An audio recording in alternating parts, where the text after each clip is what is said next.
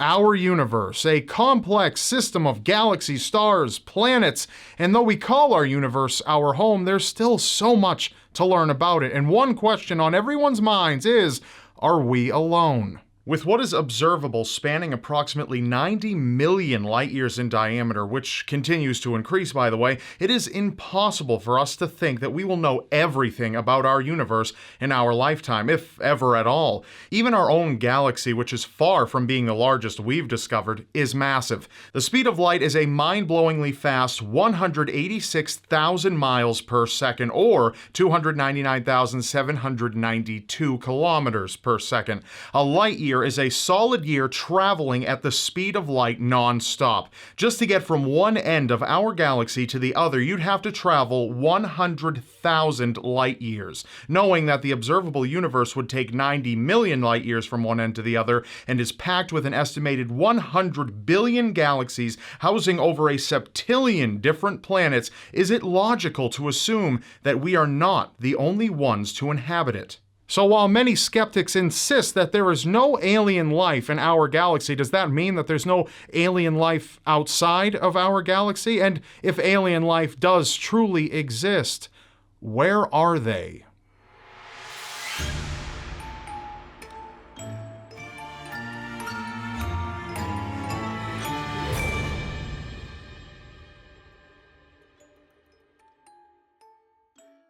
Humanity's idea of our place in the universe has changed drastically over the years. During the Middle Ages, the common belief was that Earth was the center of our universe, with the sun and all celestial bodies orbiting around it. However, the theory was challenged when mathematician and astronomer Nicholas Copernicus hypothesized that we were not the center, but rather just a small part. The theory, known as the Copernican principle, was not only correct, but began to change the way that we as humans viewed ourselves in existence. We had lost our privileged place in the universe, and we were no longer the special observer. And while mankind continues to question our place in the universe, we also continue to question whether or not there is life outside of our own understanding. For some, the answer is a definite no, stating that Earth-like planets containing complex life forms are quite rare if not impossible due to the perfect storm that happened to create our own,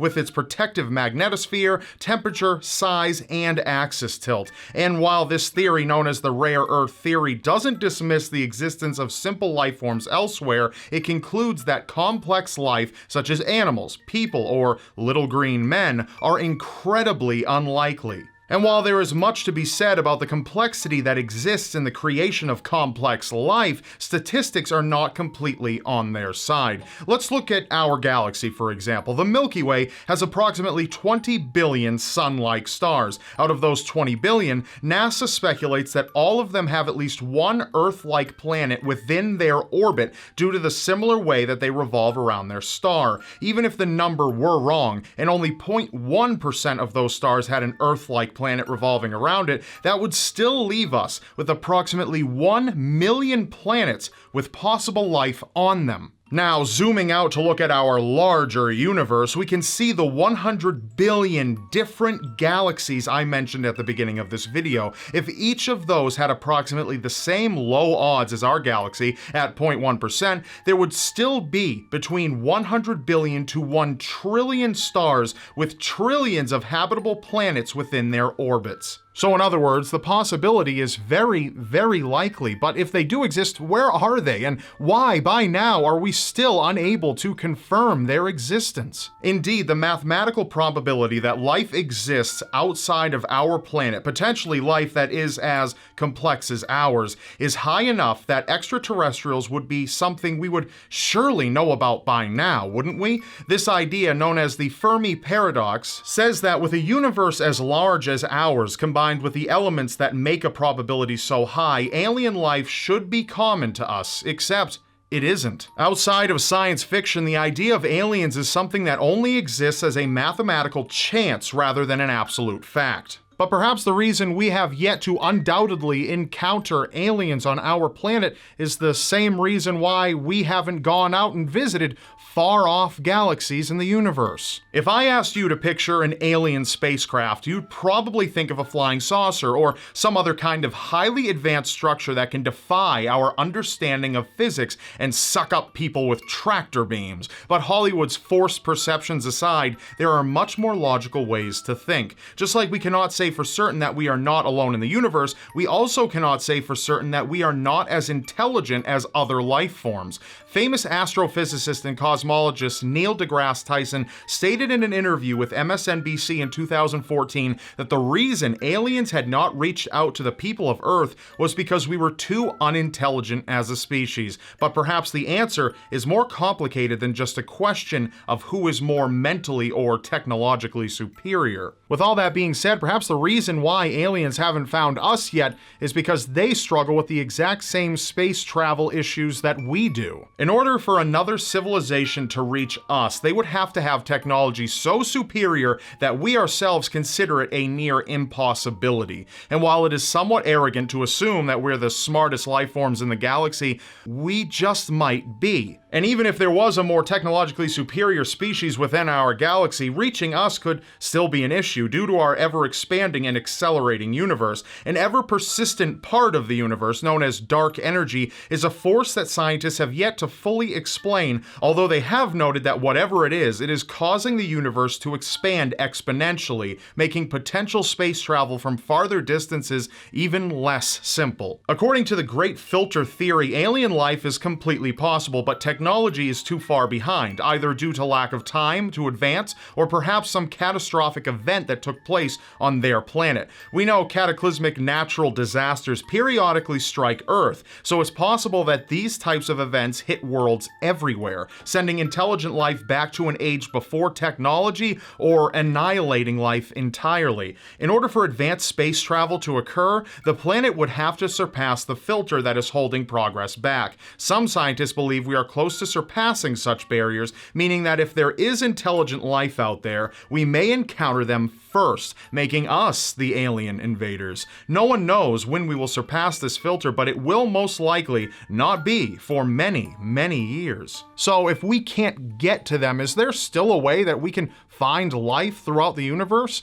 Well, perhaps we already have. In 2014, NASA's Kepler Space Telescope picked up an Earth-like planet in the habitable zone of another star, a star much like our Sun. At the time, the observation of the planet, Kepler 186f, was hailed as the first discovery of an Earth-sized planet orbiting in the habitable zone of a star similar to our Sun. Despite this discovery, we cannot know for sure if life exists on the planet, but NASA scientists believe that within 20 years, we may have the telescope technology to carefully observe other planets to see if life exists. But just because we could see a habitable planet doesn't mean we are going to see life on it. If the sun were to burn out tomorrow at 1 p.m., it would still be up there shining in the sky for another 8 minutes, because that's how long it would take for the last of its light to travel past the Earth and vanish from our sight. So really, anytime you're looking at the sun, which you probably shouldn't do, you're looking at what it looks like 8 minutes ago. In fact, we're not really seeing anything in real time. Even if you were to look down at your hand right now, you're seeing how it looked a few billionths of a second ago, considering that's how long it'll take for light to bounce off your hand, and then how long it takes for your brain to process what your eyes have seen. Now try taking that lag in time and stretching it to a planet 100 million light years away. You would be seeing that planet as it appeared 100 million years ago. So while it may have been habitable then, it may not be anymore. Or perhaps as we see it now, life has yet to evolve into anything noticeable. So what appears as a vacant planet right now to us may actually be teeming with complex life forms right now in their planet's time. Now, who is to say that aliens haven't seen our planet in the same way? Maybe they look here and only see dinosaurs, or maybe they look here and they see nothing at all. Despite all the excitement surrounding finding possible life-sustaining planets out there, are we actually getting closer to locating a new species that's been unheard of outside of our planet, or are we just coming closer to our own destruction. Going back to the Great Filter theory, there comes a point when life reaches its last filter. Perhaps space travel is a part of that last filter in our evolution that we cannot surpass, meaning that our species could likely go extinct by the time we would be able to make alien contact. This, known as the Medea hypothesis, suggests we as a complex life carry with us seeds of destruction, meaning we will likely cause our own demise by the time we have the technology to explore other planets. So while we may think that we are getting closer and closer to new discoveries with our newfound knowledge, we may actually be getting closer and closer to our own doomsday. And finally, of course, we have to speculate on one final possibility, that extraterrestrial life has indeed found us, and we are not publicly aware of it yet. Although many experts theorize that life is incredibly possible, only a few outspoken proponents have openly claimed that we have made contact with aliens of any kind. In 2014, former Canadian Defense Minister Paul Hellyer claimed that 80 different species of alien life live on Earth. And while Hellyer has been heavily criticized for his views, he is not alone. Physicist Paul Davies from Arizona State University and Dr. Robert Trundle from Northern Kentucky University have similar opinions about the existence of aliens on our planet, claiming that their existence has not been made public due to the worldwide panic it would cause. Dr. Trundle explained it by saying, "For the government to acknowledge the existence of extraterrestrials here would be to admit it can't protect us from them." So now is the time where I questioned you. I asked on my Twitter, would you want aliens to discover Earth? Over 4,000 of you voted in this week's poll. 50% of you said that you want aliens to discover Earth and would welcome them gladly. 18% of you said no, you don't want aliens to discover us and that they may destroy us. 26% of you said that you didn't know and you're undecided. And the remaining 6% of you don't believe aliens exist at all. Be sure to follow me on my Twitter at TheRobDyke and cast your vote in my weekly Question Everything poll. So what do you think? Are aliens here? Are they there? Are they anywhere at all? Be sure to leave your thoughts in the comments section below. And of course, if you want to learn anything, you have to question everything. And be sure to come back here next Friday for another question, and I will see you then. Special thanks to Loot Crate for sponsoring this episode. Loot Crate is a monthly subscription box service where they send people awesome gamer, geek, and pop culture gear for less than $20 a month. The gear can be anything from clothing to collectibles. I've used them for years, and this month they sent me this tremendously appropriate crate all about aliens. Every crate contains $40 or more worth of gear, and they even ship outside of the US. You have until the 19th of each month to receive that month's crate, but after that, it's gone forever. Loot Crate has been supporting YouTubers since they started, so when you support Loot Crate, you support creators like me. So head over to lootcrate.com/Rob to receive 10% off your first Loot Crate and join the community. Each month is a new theme, and next month's theme is death, and will be packed full of The Walking Dead and Deadpool gear, so don't miss out. Head to lootcrate.com/Rob now and get 10% off your first crate. Thanks for watching.